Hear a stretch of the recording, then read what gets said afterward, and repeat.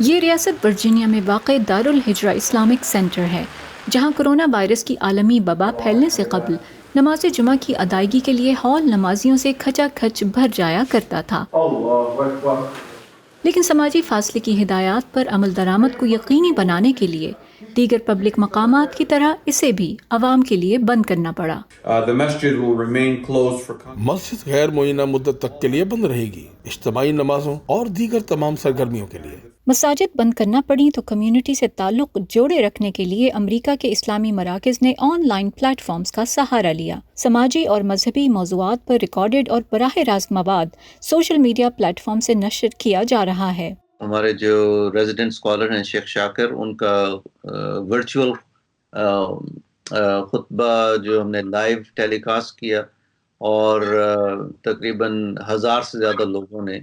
اس کو لائیو سنا۔ تو ماشاءاللہ اس کا رسپانس بہت ہے، لوگ اپریشیٹ کر رہے ہیں ان سروسز کو۔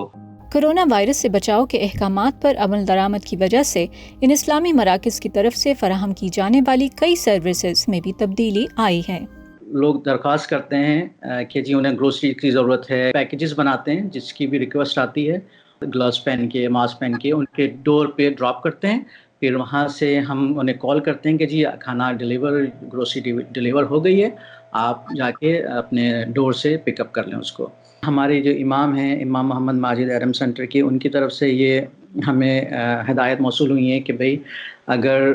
کسی کے انتقال ہوتا ہے، ڈیتھ ہوتی ہے بیکاز آف کرونا وائرس،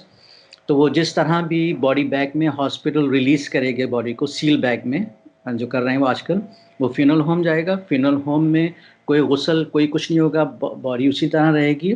چند لوگ مل کے نماز جنازہ وہاں ادا کریں گے۔ اگر وہاں پاسبل نہیں ہے تو وہ جنازے کو جو ہے قبرستان لے جائیں گے اور دفنانے سے پہلے وہیں نماز جنازہ ادا کی جائے گی، اور پھر اسی باکس کے ساتھ ان کی وہاں تدفین کی جائے گی۔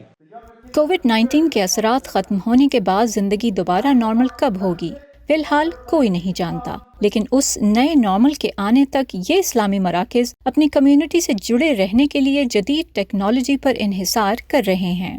فائزہ بخاری، وائس آف امریکہ، واشنگٹن۔ السلام علیکم و رحمۃ اللہ وبرکاتہ۔